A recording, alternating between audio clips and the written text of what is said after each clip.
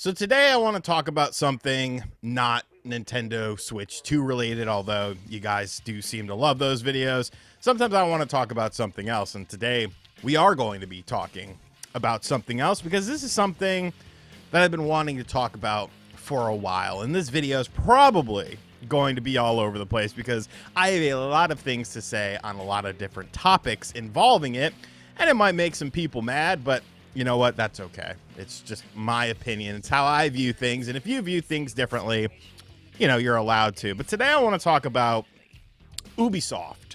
Ubisoft. Because I believe that we are seeing the end times of Ubisoft. I think this company does not exist in the form that it exists, you know, this time next year.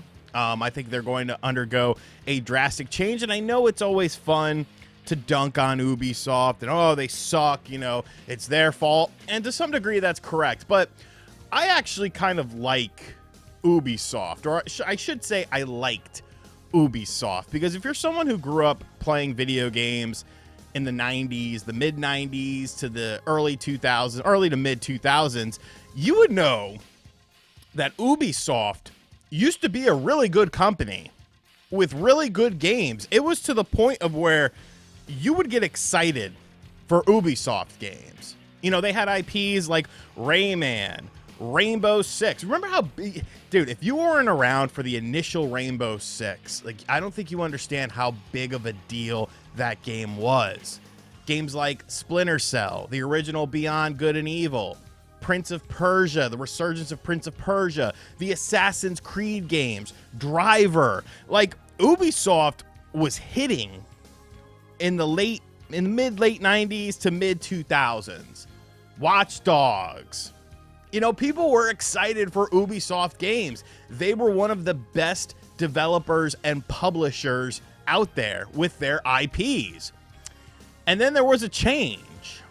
Then things change, and it's honestly a change that a lot of companies kind of endured during the early 2010s era, we'll say. And that's where, you know, you had the ability to nickel and dime a lot more than you did in previous generations. You had these online storefronts for console games, and companies started to realize, hey, you know, we could charge exorbitant prices for all of this sort of stuff. We don't have to make a complete game on day one. We can add stuff down the road. And some companies took it further than other companies. It worked for some companies, didn't work out for other companies.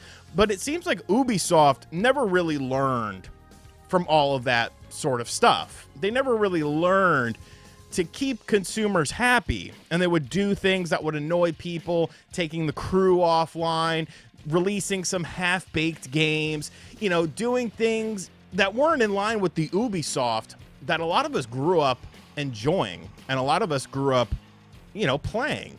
There was, bro, once Splinter Cell is another franchise, I don't think people realize how big it was. There was times when the debate was, who's better, Solid Snake or Sam Fisher? What's the better stealth game, Splinter Cell or Metal Gear Solid? Metal Gear Solid still has that high pedigree. Something Metal Gear Solid happens, the internet talks about it. But they haven't talked about Splinter Cell. They haven't talked about Rayman. Rainbow Six, when was the last time we got a new Rainbow Six game? You know what I'm saying? Like, Ubisoft definitely found a few cash cows and decided to milk those beyond existence. And people got tired of those games. You know, look at Assassin's Creed. Assassin's Creed is, of course, at the forefront of a lot of people's minds. Assassin's Creed Mirage was a really good game. It was a budget game. And now it's evidently getting DLC paid by Saudi Arabia. And then people are mad that Saudi Arabia is paying for the DLC, saying that they don't like Saudi Arabia. So I guess you're allowed to be racist towards Saudi Arabia. But honestly, that's a conversation for another day. I understand you might not like their political policies and stuff like that, but you have to realize, like, there's people that live there, and maybe those people don't agree with the political policies and want things to change. How do you expect things to change if you just completely shun the area? Plus, there's other countries that have their same sort of mindset and philosophy on things, but you fully support them.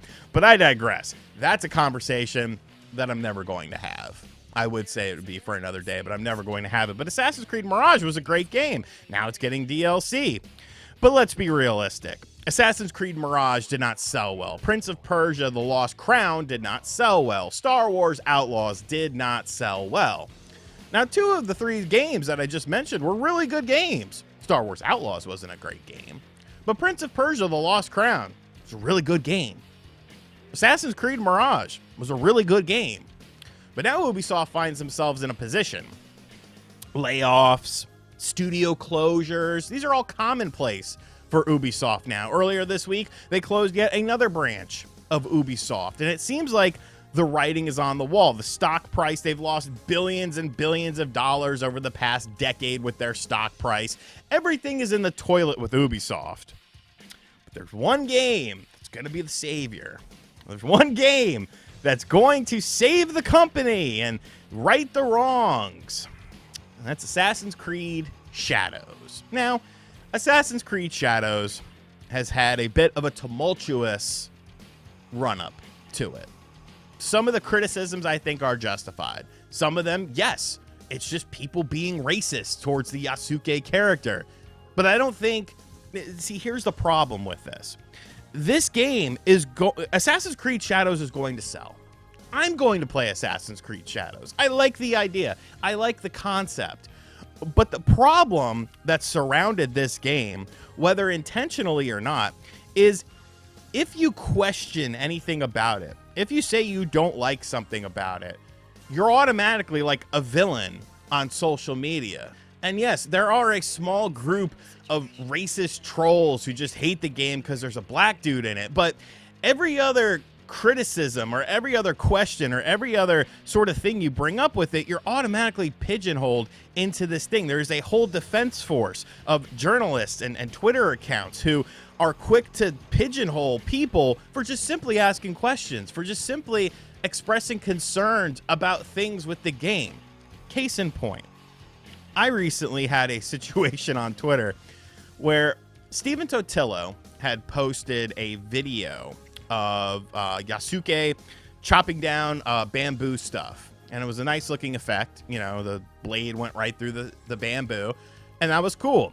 And then because of that, people started sharing older games. Metal Gear, Revengeance, Legend of Zelda Wind Waker, where things like that were also applicable. Obviously a small microcosm of Assassin's Creed Shadows. It's not a bamboo chopping simulator.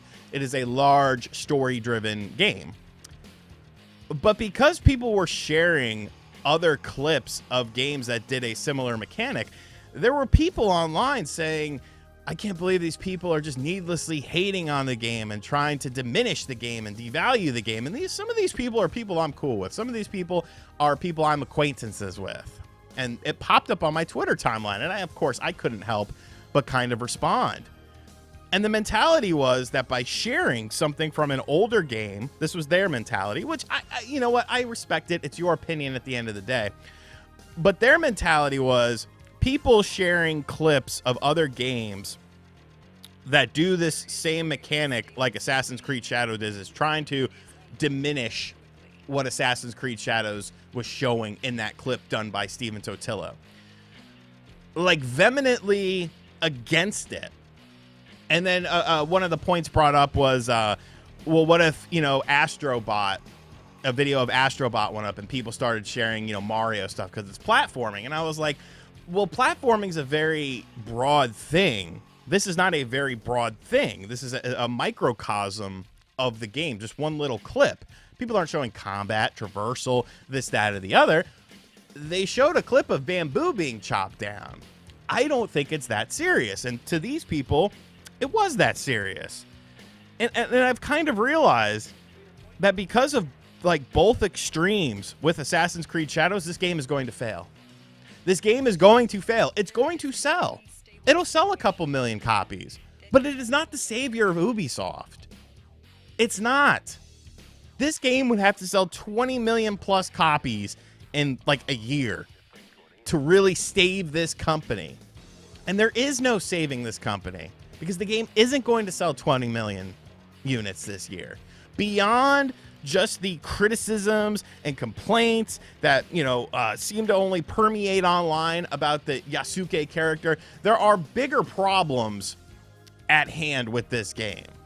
There's Ubisoft themselves as a company. They have devalued trust with their consumer base. There's the fact that there's, all these different editions that you can buy. There's the fact that they're already talking about DLC for the game. There's the fact that you've already delayed this game numerous times, not quite instilling faith in the consumer base. Some companies can get away with a delay because they don't do it all the time. But in this case, when it's multiple game delays, people start to get a little bit worried. I think the game will sell. I think people will buy it. I think it'll even review pretty decently. Will people trust the reviews? I'm not quite sure of that. But this game is not going to save Ubisoft. It could be the best game of 2025, and I think it will be a very good game. But Ubisoft has done so much ill will towards its consumer base and really treated them like shit. And all of the discourse around the company and stuff, it's just created, the defenders and people who just hate everything blindly that Ubisoft does. It's just created a goddamn war zone. And this is what video games have become. Where you have these diehard defenders like it's their fucking grandma that you're insulting. And then you have these diehard haters who just think everything about the game is terrible and, it deserves to fail and all this sort of stuff. And it's like 97% of people don't fall into those two categories. They fall into the middle. But you can't have this conversation without getting pigeonholed. And I'm sure I'll get pigeonholed for daring to say these sort of things. I don't give a shit. I'm not here to make friends. I'm here to talk about video games and my opinions on them. I just hope Ubisoft liquidates some of these IPs, man. I hope other companies pick up these IPs. Stuff like Rayman. Stuff like Splinter Cell. Stuff like Driver. Because Assassin's Creed Shadows is not the savior for Ubisoft. One game cannot save so many mistakes, so many failures, so many miscalculations. You're going to see more closures. They're trying to be bought out. We all know this. So, I don't know. Just another casualty of the gaming crash that doesn't exist in some people's minds. Let me know in the comments section down below. What do you think about this? Obviously, it's a hot topic, but I just think the writing's on the wall for Ubisoft. I think this is their last, kind of big game. And then I think, restructuring, more layoffs, buyouts, all that is on the table after Shadows comes out. Because it'll do well, but it's not this fucking savior. And as always, guys, thank you for checking out this video. Be sure to give me your thoughts. Be polite. Be respectful of other people in the comment section down below. And as always, if you're new to the channel, hit that subscribe button. Be sure to like, comment, and share. Hit the bell as well. And I'll catch you guys on the next video. Later.